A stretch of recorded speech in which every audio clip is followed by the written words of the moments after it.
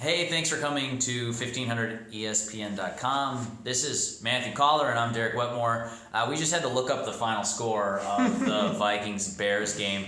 38-10, if you're keeping track at home. Protesters, one protest, two arrests. Yes, one protest, two protesters, one enormous banner hung from US Bank Stadium's rafters. But we're not going to get into that in this video. Plenty of stuff on 1500ESPN.com. I have a Periscope video of them being extricated, actually, from the stadium. So there's that. Well, it added a little flavor to a finale that did not have much. Yeah, and otherwise very forgettable Week 17 for the Vikings and Bears. Sam Bradford with 250 passing yards, 3 touchdowns, and a pick. A very Sam Bradford performance, and I guess that's what I want to talk about on this Vikes Insight video, Matthew, is that Sam Bradford, of course, has another year left on the deal. As you sit here right now today, January 1st, 2017, what are your thoughts on Sam Bradford as the possible quarterback of the future for the Vikings? I think he's the immediate future. I think in 2017, opening day in September, he will be the guy that is under center for the Minnesota Vikings. I don't think there's a whole lot of question about that. But what it really rests for the long-term future is on Teddy Bridgewater's knee. Because what we've discovered here this season from Sam Bradford, and you have to put away some of the stats. I mean, you have to put away the completion percentage. You just can't put a ton of value on that. Everybody in the league is completing somewhere between 60 and 70%. Yes, he breaks the NFL record for it, but his also average depth of target was the lowest in the entire NFL. So he's throwing the shortest passes in the league. And what I think we found from Sam Bradford this year is that he has a lot of talent. He can make a lot of incredible throws. And there are also limitations to his game. Going through the progressions, being aggressive, things that have never been there for Bradford and probably won't ever be there for Bradford. So if you look at him as basically the equivalent of Teddy Bridgewater when Bridgewater is at his best, and Bridgewater still has some ceiling to go, he could still get better than this. If he comes back 100%, I would assume that they would eventually turn it back to Teddy Bridgewater, which should make the team a little bit hesitant then to sign Bradford to any sort of long-term contract, and that's where, to me, it gets the most hairy. We know that he can play well enough to win games, to get them into the playoffs. Sure. They were really close at this point, at this season. So a couple of things go a different way. Blair Walsh makes an extra point, and they're in the playoffs. He can play well enough. But the long term and signing him to a long-term deal, that's where it gets really tough, because if you're the Vikings, I don't think you want to do it if Teddy comes back 100%. Sure. Well, we've talked about this a lot, but let's dig back into it. 2 things with that statement that I would have put a pin in. One is that, as you mentioned at the beginning of that, Teddy Bridgewater is just such an uncertainty. Yeah. It's easy to say, well, if Bridgewater is 100%, in my mind anyways, that's a big if right now. The Vikings are going to have to wait and see. Secondly, we've sort of talked about Bradford being a good quarterback who's not terrific and like otherworldly excellent. Yeah. Okay, he sets the Vikings team record for most completions in a season. He beats Dante Culpepper's fantastic 2004 season. Because they couldn't run, and they had to pass every play. It's still impressive to me. You're right. It's still impressive to me. It really doesn't mean anything to my analysis. Just worth pointing out that he had to change offensive coordinators. He had to change teams and learn on the fly. He missed a game because of the trade happening so close to the season. Yeah. And he had, as a lot of people want to call it, a dumpster fire trying to protect him at offensive line. So with all of those things being considered, impressive that he sets the NFL completions record. But I think that we're in agreement, Matthew, where he's not the kind of quarterback who can elevate your team above some of those shortcomings. So here's my argument. How would we expect the Vikings to perform next year? Just pretend the quarterback part of the equation is fixed. Just that part's solved. You've got a good answer in Bradford. If the offensive line gets a little bit better and there's no Peterson distraction and then all of these things start to fall into place for the Vikings, I would argue that you're probably okay with like a halfway decent quarterback, that you don't need your Tom Brady, your Ben Roethlisberger, your Aaron Rodgers, and Bradford could be good enough for that. I think what you're looking for out of him, and this may help or it may not with a better offensive line, I know that there's just that natural, what if he had the Cowboys offensive line? I don't know, because he's still the same guy. And I'm not saying that offensive line doesn't help. We saw this year, as much as any year, how much a great offensive line can help or how much a great offensive line can hurt you. Yes. There's also a whole career of Sam Bradford that is similar to this This is what Sam Bradford's career has looked like. It's looked like the year he throws 14 touchdowns and 4 picks with the Rams, low yards per attempt. The same thing last year, a fairly low yards per attempt against the standard in the NFL. He is the worst third down quarterback in the NFL in terms of yards per attempt because he lacks aggressiveness. And defenses found out throughout the year, especially after that Philadelphia game, that they could fool him at times when he sees what he sees pre-snap and then he goes to that read almost every single time. And you know, that's taking away a lot from him as a very, very good quarterback with a great arm who throws as accurate a passes that you'll find in the league. But I contend that the shortcomings he has will carry over even if there's a better offensive line and a better running game, which I think the running game just doesn't really affect. I know you can talk to me about 8 in the box or whatever. I just don't think it has a big effect on whether a quarterback is that good or not. I don't think that that's real. I think it's nice to have a running back that averages 5 yards a carry, but I don't think the defenses are so, in today's game, so concerned with your running game that it's going to make it a lot easier to pass. Not if you're the Vikings, anyways. Well, I get they weren't concerned at all. Yeah. Well, and that's the thing, right? The Vikings had one of the worst running games of all time, and their quarterback still set some records and threw for a bunch of yards and hardly turned it over. And I mean, just... I didn't think even if the Vikings had a better running game this year, that it would have made Sam Bradford a lot better. Here's another devil's advocate point.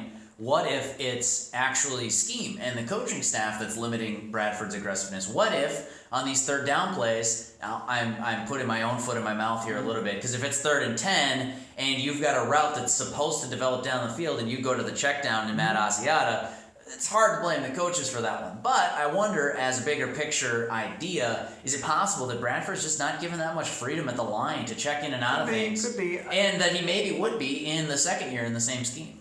He's been with Pat Shurmur, though. That's true. He was with Pat Shurmur the year before. He was with Pat Shurmur with the Rams. They know each other so well that I just can't see that as being that big of an issue. And even if you look at a play today, if you watch the game... How many people watched this if game? You didn't, no judgment over here. None here. But if you watch the game, one of the first plays is a 37-yard pass to Cordero Patterson, where he makes a check at the line. He sees the coverage. It was cover 1, and they moved up their cornerback to the line of scrimmage. And so Cordero Patterson took off, and they were on the same page there and hits him for a deep vertical pass. I think he's been doing that the whole season, even from the very beginning that got here, that he's going through the right checks to the line of scrimmage. And I think he often does make that right read, but when it comes to as the play is going on, I think the great quarterbacks that you see are able to go progression 1, 2, 3. They're able to say, all right, this guy isn't open onto the next guy, which is affected by offensive line, but at the same time, you're usually maneuvering yourself within the pocket. A great example, the last 2 weeks before this, they played a quarterback I'd never heard of in Chicago today. But Aaron Rodgers and Andrew Luck both do that exceptionally, and it's not something Bradford does. So I don't expect a lot more out of Sam Bradford next year, even if they fix the left tackle, which, by the way, Rashad Hill played pretty good today, just saying. Yeah, more on that later. Why didn't he play before? I don't know. You hadn't heard of Matt Barkley or David Fales? Not a USC Trojans fan, or is it San Jose State that got you? David who? Fales. They're sure did. Is it 4th string? Brutal. Sorry, David, whoever you are. I actually, side note on Fales, I watched a Gophers San Jose State game at TCF Bank Stadium, and Vikings GM Rick Spielman was there. When was that? Ostensibly, this was 2 years ago now. Ostensibly scouting Fales, the quarterback for San Jose State. Yeah, so great story. There's that. Hey, if you didn't turn this off right now, I don't know what's wrong with you. Hey, I do have one question before we close and finally let these people get back to their lives. When you wrote a column for 1500ESPN.com on this very topic, Sam Bradford versus Teddy Bridgewater versus, hey, what should they do at backup next year? All of these things pertaining to the quarterback position for the Vikings. So I'm going to put you on the spot because I don't feel like it's throwing you under the bus that much. Would you sign Sam Bradford to a contract extension this offseason if you were the Vikings? I think here's what I'm looking for is a contract extension, yes, that has a team option to get out. And I think that's only fair because Sam Bradford won 7 and lost 8 games. Just, pretty good. There were interceptions at the end of games. There was a failed 2-point conversion at the end of a game. Yep. Times that he could have won the game that he didn't. There's 20 touchdowns, but not 40 touchdowns. I mean, they should not feel so much pressure to sign him. They could go into the final year, or as just having him be a free agent, say we're not signing him and we'll see how it goes. Yep. Or they could say, look, we'll give you a 5-year or 3-year deal for 20 whatever million per year. Yeah. But after the first year, we can get out if Teddy Bridgewater is healthy. Now, the problem with that a little bit is psychologically to Bradford, right. I guess I'm still having to prove myself, and I guess I'm still not the guy, but I guess what I would say back is, you've never played in a playoff game. I mean, you've had catastrophic injuries, and your career is filled with lots of meh. Like, an okay year this year does not entitle you to franchise quarterback status, and we got a guy who's 5 years younger than you, who was either, in terms of like a wins above replacement, probably right on the same level with the potential to be even better with Teddy Bridgewater versus Sam Bradford. So if you're the team, I think that's what you're looking for. And if Bridgewater can never come back, then you have him under contract for 3 more years, and you're still okay at that quarterback position. And if Bridgewater does come back and he's 110%, and you could just carry on with his career, then they would probably rather do that instead because of his age. Or they could trade for your guy, David Fales, if they were looking for a... I don't think you'll have to trade much for... grasping at straws solution to the quarterback problem. Problem in quotation marks, because... I'd probably trade for David Pumpkins before David Fales. Best case scenario, they do have 2 healthy quarterbacks on their roster. Maybe not by training camp. Was it a David Pumpkins? The Tom Hanks character? No? Okay. Man, I think you're shooting past me.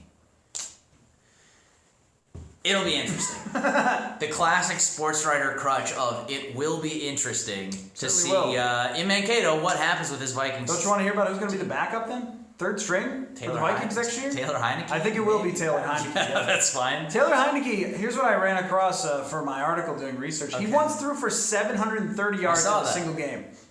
That's a lot. Yeah, I was in college. It's my full analysis of that situation. That's a lot. None more needed. A lot of yards. I think Sean Hill's going to retire, though. Okay, I don't think you'd expect much out of him, even as a backup quarterback next year. I mean, he filled in admirably for 1 week this year, and that's got him a win. Probably what you were expecting. Mostly the other quarterback throwing the interception for a touchdown got them the win, but Sean Hill did play quarterback indeed for a game. He was under center, yes. Under center all off season. Do you see? I kind of made it about you.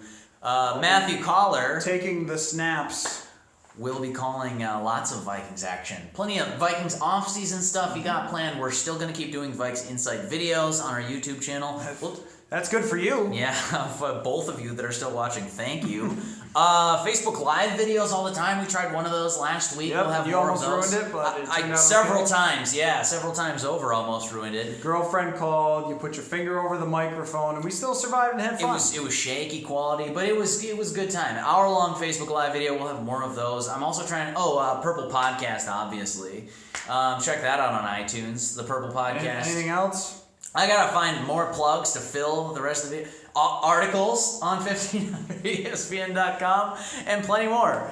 We can see you in the reflection of the glass, Matthew. So that's it from US Bank Stadium after a Week 17 win for the Vikings against the Chicago Bears. For Matthew Coller, not pictured, I'm Derek Wetmore. Thanks for coming to 1500ESPN.com this season, and we'll catch you later.